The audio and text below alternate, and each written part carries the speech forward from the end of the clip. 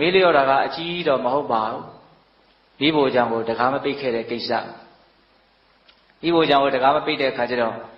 ဘင်းအတွက်ချက်ထားတဲ့အမဲသားတွေအသားတွေအဲ့ဒါတွေကိုခွေးကဝင်စားသွားတယ်အဲ့တော့နောက်နေ့ရောက်တော့ဘင်းကိုဆက်ကပ်เสียမရှိဒါဟာအသက်ဆုံးရှုံးသည့်အထိရာဇဝတ္တတက်နိုင်တဲ့အနေအထားပေါ့အဲ့တော့သူကလည်းမရမကကြံဖန်ရတယ်ဖြစ်ချင်တော့နောက်နေ့ကဥပုပ်နေ့မို့လို့ဈေးပိတ်တယ်တဲ့သွားဝယ်လို့မရအဲ့တော့နဲ့ယတကကဘလို့ကြံလဲဆိုတော့တင်းတိုင်းမှာလက်လက်ဆက်ဆက်မြုပ်ထားတဲ့သူသေးကောင်ကိုညတွင်ချင်းသွားရှာတယ်အဲ့ဒီသူသေးကောင်ရဲ့ပေါင်သားကိုလှီးပြီးတော့ယူလာတာအဲ့ဒါကိုချက်ပြီးတော့ဘင်းကိုဆက်ကတ်တယ်ဘလူးဘဝမှာဘဝပေါင်းများစွာကျင်လည်ခဲ့တဲ့အဲ့ဒီပြမရကနိကတဲ့အနေအထားဘဝတန်တရားမှာဘီလူဘဝပေါင်းများစွာအဲ့ဒီလူသားကိုယတကကချက်ပြီးတော့လဲကတ်လိုက်ရသူရှားဘောကိုတင်လိုက်တယ်အဲ့ဒီအသားတုံးတုံးကိုအကျော်ပေါင်း9000တခါတည်းပြန့်ပြီးတော့နှံ့ပြီးတော့စိတ်သွားတယ်တဲ့အရန်ကြိုက်သွားတယ်ဒါပါလေဘဝဓာတ်ခံရဲ့အနေအထားတွေရဲ့ရိုက်ခတ်မှုလည်းပါတာပေါ့နော်အဲ့ဒါနဲ့သူတိုးတိုးလေးမေးတယ်ဒါဘာသာတော့ပေါ့သူ့ရဲ့မျက်နှာမှာအရန်မှလည်းတုံလှုပ်နေတယ်အဲ့တော့ယတကကလိန်တယ်ဒါအမဲသားပါခါတိုင်းစားနေကြအသားပါအဲ့လိုပြောတဲ့အခါကျတော့ဘုရင်ကတန်လျက်ကိုတခါတည်းထဆွဲတယ်မင်းငါ့ကိုမလိန်နဲ့ငါကောင်းကောင်းသိတယ်ပေါ့ငါစားနေကြတာဟုတ်တယ်မဟုတ်ဘူးဆိုတာငါကောင်းကောင်းသိတယ်ဒါကြောင့်မင်းငါ့ကိုမလိန်နဲ့တခါတည်းတန်လျက်နဲ့ထောက်ပြီးတော့မေးတဲ့အခါကျတော့ဘုရင်မင်းနဲ့တက်ရင်လည်းသေရပါလိမ့်မယ်ပေါ့ဒါလူသားပါလူသားလို့လည်းပြောလိုက်ရောဘုရင်ကတခါတည်းမျက်နှာကပြောင်းသွားတယ်ပြောင်းသွားတာကအလိုမကျတဲ့အမူအရာမဟုတ်ဘူးအလိုကျတဲ့အမူအရာတန်လျက်ကိုချပြီးတော့အေးတဲ့ဒီကိစ္စအရေးကြီးတယ်မင်းဘယ်သူမှမပြောနဲ့ဒီရှိကိုတဲ့ငါ့ကိုဘယ်အသားမှချက်ပြီးတော့မပေးနဲ့လူသားကြီးချက်ပေးတဲ့လူတွေဆိုတာကြိုက်မိကြိုက်တာပဲเนาะတကယ်ကြိုက်လာပြီဆိုလို့ရှိရင်အတိညာဟာမှောင်ကျသွားတဲ့သဘောရှိတယ်ဘုရင်တို့အဝိဇ္ဇာပြစ္ဆယသင်္ခါရအစရှိသဖြင့်ပရိစ္ဆေသမုပ္ပါဒေသနာမှာဘာကြောင့်တတ္တဝါတွေဟာလိုချင်တာလဲလို့မေးရင်မသိလို့လိုချင်တာလို့အလုံးမှတ်သားဖို့လေဒုက္ခသစ္စာကိုမသိလို့လိုချင်တာပေါ့မသိလို့လိုချင်တာကိုပဲလူတွေဟာအသိများရတယ်လိုချင်လို့မသိသွားတာကိုကြတော့စဉ်းစားမိခဲ့တယ်ပေါ့မသိလို့လိုချင်တဲ့အပိုင်းရှိသလိုလိုချင်လွန်းလို့မသိသွားတာလည်းရှိတယ်ရချင်လွန်းလို့ညံကန်းသွားတာလည်းရှိတယ်အဲ့ဒါကိုဦးဇင်းတို့ပရမတ္ထစက္ခုဒီပိနီကိုပြုစုတဲ့တပည့်ရင်းဆရာတော်ဘုရားကြီးကအဲ့ဒီပရမတ္ထစက္ခုဒီပိနီထဲမှာအဝိဇ္ဇာကြောင့်လောဘဖြစ်တယ်ဆိုတာတော့သိုံနဲ့မပြည့်စုံဘူးလောဘကြောင့်အဝိဇ္ဇာဖြစ်တာလည်းရှိတယ်ဆိုပြီးတော့အထောက်ထားပြတာရှိတယ်ပေါ့စမိတာလေးပြောနေရင်ဇတ်တော်ရှိရတဲ့တည်းဆုံးမှာမဟုတ်နော်ဟုတ်လားအဲ့ဒါနဲ့ဘုရင်ကဒီကိစ္စအရေးကြီးတယ်ဒါကြောင့်ငါရှိဒီရှိကိုလူသားကြီးဆက်ပြီးတော့ပေးရအဲ့တော့ဘုရင်မင်းနေရတဲ့နေတိုင်းလူကဘယ်လိုလုပ်ရနိုင်မလဲထောင်ထဲမှာလူတွေအများကြီးပဲတဲ့အပြစ်ကြီးတဲ့ကောင်ကိုအရင်စားတတ်တယ်ဟုတ်လားရက်ဆက်တယ်နော်အဲ့လိုနဲ့ဦးဇင်းတို့လူရင်းပဲပြောမှဖြစ်မယ်ဟုတ်လားထောင်ထဲရလူကုန်ပြီဆိုတဲ့အခါကျတော့ရှားတော်သားကနောက်ထပ်ရောက်မလာဘူးထောင်ထဲရလူတွေကိုထောင်ချတဲ့လူတိုင်းပြန်ပြီးတော့လွတ်လာတယ်ဆိုတာမရှိဘူးအကြောင်းမျိုးမျိုးကြောင့်သေတယ်ဆိုတဲ့စည်ရင်ပဲထွက်လာတယ်ရှားတော်သားလည်းအလွန်နည်းသွားတယ်အဲ့ဒါနဲ့ဘုရင်ကဘာကြံပေးလဲဆိုတော့အဲ့လိုဆိုလို့ရှိရင်တဲ့လမ်းပေါ်မှာအတပြားထောင်တုပ်တွေကိုပြစ်ချတာကြလို့ကောင်းပြီလို့ကတော့အဲ့ဒီလူတခိုးပဲဆိုပြီးတော့ထောင်ထဲဆွဲခံရမယ်ထောင်ထဲရောက်ရင်တတ်တယ်ဒါနောက်ကျတော့လမ်းပေါ်မှာဘယ်လိုအတပြားတို့ပြစ်ချထားလို့မှဘယ်သူမှကောက်မလို့မရှိကြည်တောင်ကြည်ရဲဘူးတဲ့ကဲလူတွေဥပဒေလိုက်နာတယ်ဆိုတာ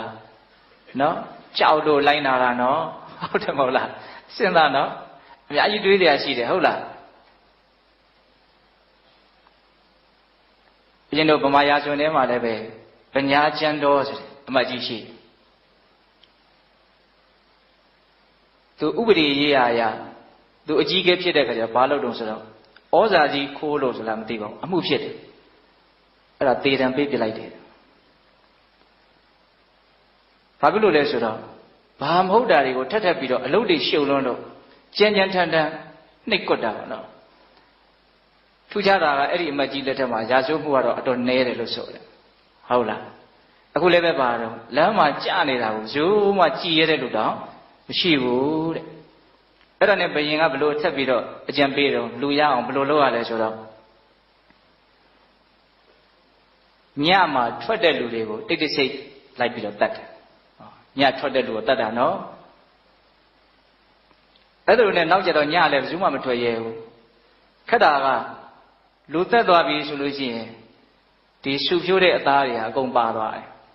အဲ့ကြောင့်ရာဒီတိုင်းသူပြည်သားတွေကဒါဟာသွေးရိုးသားရိုးမဟုတ်ဘူးလူသားစားတဲ့လူရှိတယ်လူစားတဲ့ကမသိတယ်ပေါ့အဲ့တော့ねဝိုင်းပြီးတော့နန်းရင်ပြင်မှာអော်ကြတာတိုင်းပြည်မှာဘေးအန္တရာယ်တင့်နေပြီလူသားစားတဲ့လူကိုဘင်မင်းတွေကဖမ်းပေးပါလူသားစားတဲ့လူဖမ်းပေးရမယ်ဆိုတော့ဘယင်ကဘယ်သူသွားဖမ်းသူ့ကိုယ်သူလက်ထိတ်ခတ်ဖို့ပဲရှိတယ်ဟုတ်လားအဲ့တော့ဘယင်ကဘာပြောတော့ဆိုတော့မင်းတို့မှာဖြစ်တဲ့ကိစ္စကိုဘာဖြစ်လို့ငါးစီလာអော်နေရတာတော့မင်းတို့ကသူရှားပြီးတော့ဖမ်းမလားတဲ့တရားခံကသူတည်ပြီးသားပဲလေဟုတ်လားအဲ့ဒါနဲ့ဘယင်ကဒီကိစ္စကိုသူဘလို့မှမကင်တွေ့တဲ့အခါကျတော့စစ်သူကြီးဖြစ်တဲ့ကာလဟတိဆိုတာရှိတယ်အဲ့ဒီစစ်သူကြီးကာလဟကဒီတခိုးကိုမိအောင်ဖမ်းမယ်ဒီလူစိုးကိုမိအောင်ဖမ်းမယ်ဆိုဖမ်းတော့မိတာပေါ့မိတဲ့အခါကျတော့မင်းဘာလို့တတ်တော့ဒီလူတွေကိုအဲ့လိုကြမ်းကြမ်းထန်ထန်စစ်တဲ့အခါကျတော့ဘယင်စားဖို့လို့ဒီလူတွေကိုတတ်ရတာမင်းဘယင်းရှင်မှာမေးမယ်ဆိုရင်ကမင်းအဲ့ဒီတိုင်းမင်းပြောရင်မလား